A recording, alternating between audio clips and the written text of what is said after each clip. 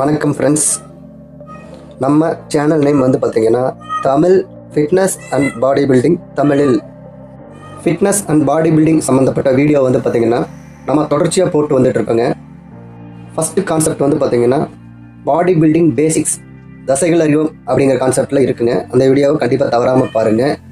நம்ம லாஸ்ட்டாக போட்ட வீடியோ வந்து பார்த்திங்கன்னா ஒவ்வொரு பாடி பில்டரும் ஒவ்வொரு ஃபிட்னஸ் மெயின்டைன் பண்ணுறவங்களும் கண்டிப்பாக தெரிஞ்சுக்க வேண்டிய வீடியோங்க.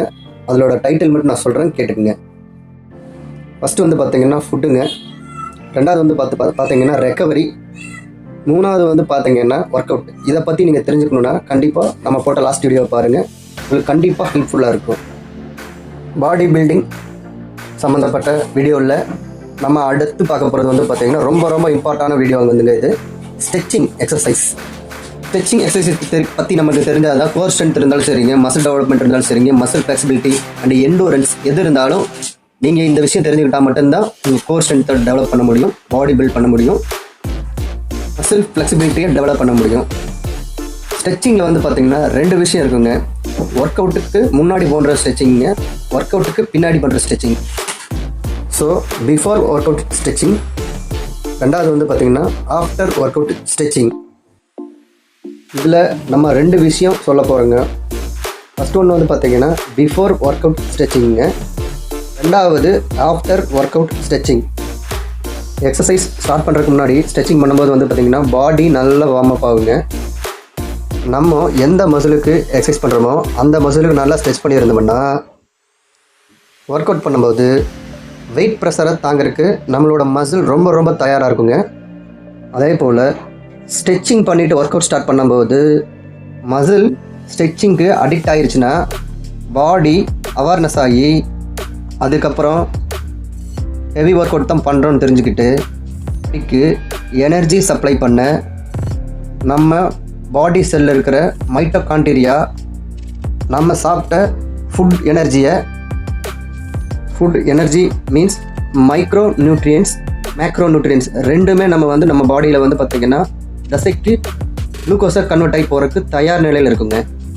அதே மாதிரி நம்ம வந்து பார்த்திங்கன்னா ஒர்க் அவுட்டு கேப் விட்டு ஒரு மாதம் பண்ணல, மறுபடியும் ஸ்டார்ட் அப் பண்ணுறோன்னா ஒர்க் அவுட்டு, நம்ம இதுக்கு முன்னாடி பண்ண ஒர்க் அவுட் ப்ரெஷரை நம்ம பண்ணுற ஸ்ட்ரெச்சிங் எக்ஸசைஸ் ரிமெம்பர் பண்ணி மசில் ஜெனட்டிக் ரெக்கவரி.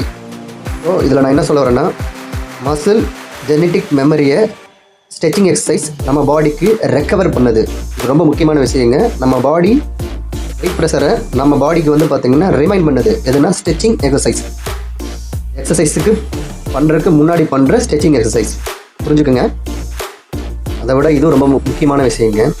ஒல்லியாக இருக்கிற லீன் மாஸ் ஒரு பிகினர் ஒர்க் அவுட்டுக்கு ஜிம் ட்ரைக்கு புதிய ஒருத்தர் எக்ஸசைஸ் ஆரம்பிக்கும் போது அவங்களுக்கு வந்து பார்த்திங்கன்னா மேக்ஸிமம் 90% புது நியூ ஜிம்மர்ஸ்க்கு வந்து பார்த்திங்கன்னா இன்கம்ப்ளீட் ஃபிசிக்ஸ் தான் இருக்கும்.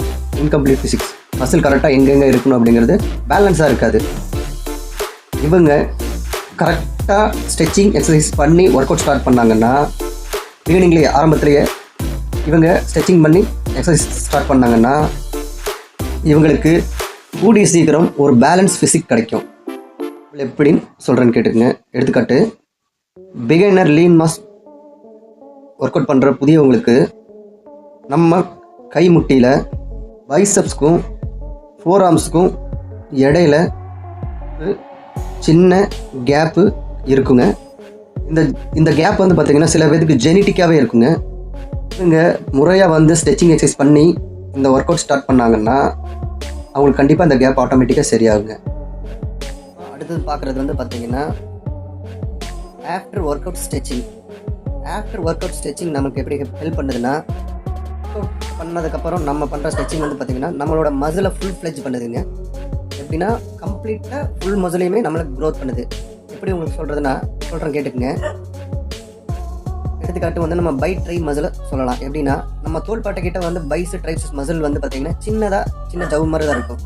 அதே மாதிரி முட்டிக்கிட்டேயும் அதே மாதிரி சின்ன ஜவு மாதிரி தான் அது எண்டாகும் முடியும். கேப்பில் தான் வந்து பார்த்திங்கன்னா நம்ம தசை வந்து பார்த்திங்கன்னா பை ட்ரை ரொம்ப பெருசாக தெரியும். நம்ம கரெக்டாக ஆஃப்டர் ஒர்க் அவுட் ஸ்ட்ரெச்சிங் பண்ணோம்னா இந்த ஷோல்டருக்கும் நீ இருக்கு இல்லைங்க, முட்டிக்கும் ஒரு கேப்பில் வந்து பைசெப் ட்ரைசெப்ஸ் மசில் இருக்கு தெரியுங்களா, அது சின்ன ஜாயிண்டாக தான் இருக்குன்னு ஆல்ரெடி நான் உங்கள்கிட்ட சொல்லியிருந்தேன். அந்த சின்ன ஜாயிண்ட் எக்ஸசைஸ் பண்ணதுக்கப்புறம் ஃபுல் ஃப்ளெஜ் பண்ணி நம்ம மசில் ஸ்ட்ரெச் பண்ணோம்னா கண்டிப்பாக அது வந்து அந்த ஜாயிண்ட் தசையே கொஞ்சம் பெருசாகும். பெருசாகும்போது உங்களுக்கு டோட்டல் ஆமே பெருசாகுங்க. இன்னொரு இம்பார்ட்டன்ட் திங்ஸ் என்னென்னா வந்து பார்த்தீங்கன்னா, பைசெப் மசில் சுருங்கி இருக்கும்போது வந்து பார்த்தீங்கன்னா, சுருங்குறதுனா என்னென்னா நம்ம டைட் பண்ணும்போது வந்து பார்த்தீங்கன்னா பைசெப்ஸ் மசில் ரிலாக்ஸ் ஆகிருக்கும். அதே போல் ட்ரைசெப்ஸ் மசில் ரிலாக்ஸ் ஆகும்போது வந்து பார்த்தீங்கன்னா பைசெப்ஸ் மசில் வந்து பார்த்தீங்கன்னா டைட்டாக இருக்கும். ஆப்போனண்ட் மசிலுங்க. தசை வந்து சுருங்கி இருக்கும்போது இன்னொரு தசை வந்து நீளமாக இருக்கும். இதுதான் இதில் கான்செப்ட்டுங்க. அதை விட இது ரொம்ப ரொம்ப ஒரு முக்கியமான விஷயங்க. பாடி பில்டருக்கு வந்து பார்த்தீங்கன்னா அவங்க காம்படிஷன் டைமில் சில நேரங்களில் இந்த மாதிரி ஏற்படுங்க. அவங்க எக்ஸசைஸ் பண்ணி ஃபேட்டெல்லாம் உடச்சி ட்ரை மசிலாக இருப்பாங்க. மசிலாக அவங்க இருக்கும்போது பாடி ட்ரை ஆகும்போது சில மசில் வந்து பார்த்தீங்கன்னா அதுக்கு சப்போர்ட் பண்ணாதுங்க. அப்போ சில மசிலுக்கு வந்து பார்த்தீங்கன்னா உள்ளுக்குள்ளே நீர் கொடுத்துருக்குங்க. அப்புறம் ஃபேட் உடையாமல் நீர் கொடுத்துருக்கும்.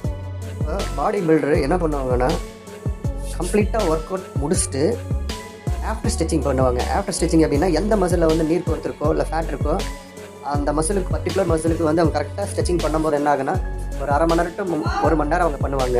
இப்படி பண்ணும்போது அவங்களுக்கு அந்த மசில் கண்டிப்பாக ட்ரை ஆகுங்க. இன்னொரு விஷயங்க, நம்ம எக்ஸசைஸ் பண்ணி முடிச்சதுக்கப்புறம் வந்து பார்த்திங்கன்னா ஒரு 10 to 20 நிமிஷம் எந்த மசிலுக்கு நம்ம எக்ஸசைஸ் பண்ணோமோ அந்த மசிலுக்கு வந்து பார்த்திங்கன்னா கம்ப்ளீட்டாக ஸ்ட்ரெச் கொடுத்தோம்னா நம்ம உடம்பு வந்து பார்த்திங்கன்னா ஒரு 2-3 நாள்லேயே வந்து பார்த்திங்கன்னா மேக்ஸிமம் 2 நாள்லேயே, நார்மலாக 3 நாள் ஒவ்வொருத்தருக்கு எடுத்துக்கோ, ஒவ்வொருத்தருக்கு 1 வாரம் எடுத்துக்க ரெக்கவரிக்குங்க. ஸ்ட்ரெச்சிங் பண்ணுறவங்களுக்கு வந்து பார்த்திங்கன்னா கரெக்டாக ஒரு 2 நாள்லேயே 42 மணி நேரத்துலேயே ஃபாஸ்ட்டாக ரெக்கவர் ஆயிருங்க. அப்போ அவங்க ஒர்க் அவுட்டு ரொம்ப சீக்கிரமாக ஷெடியூலில் முடிக்கலாங்க. நம்ம அடுத்து வர வீடியோ என்னென்னு கேட்டால் வந்துங்க எக்ஸசைஸ் சொல்லிக் கொடுக்க போகிறேங்க. அதை கவனிச்சுக்கோங்க, அதை மறக்காமல் பாருங்கள். அதுக்கப்புறம் வந்து பார்த்திங்கன்னா ஒவ்வொரு மசிலுக்கும் எப்படி நம்ம எக்ஸசைஸ் பண்ணணும் அப்படிங்கிறது வந்து பார்த்திங்கன்னா விலாவரியாக ஒவ்வொரு தசை எடுத்து அந்த தசைக்கு வந்து எத்தனை எக்ஸசைஸ் இருக்குது அதை எப்படி பண்ணணும் அப்படிங்கிறதெல்லாம் சொல்லிக் கொடுக்க போகிறேன். இந்த தசை எக்ஸசைஸ் முடிஞ்சதுக்கப்புறம் வந்து பார்த்திங்கன்னா அதுக்கப்புறம் நம்ம நேரடியாக வந்து பார்த்திங்கன்னா ஒர்க் அவுட் ஷெடியூலுக்கு போயிடலாம். ஃப்ரெண்ட்ஸ்.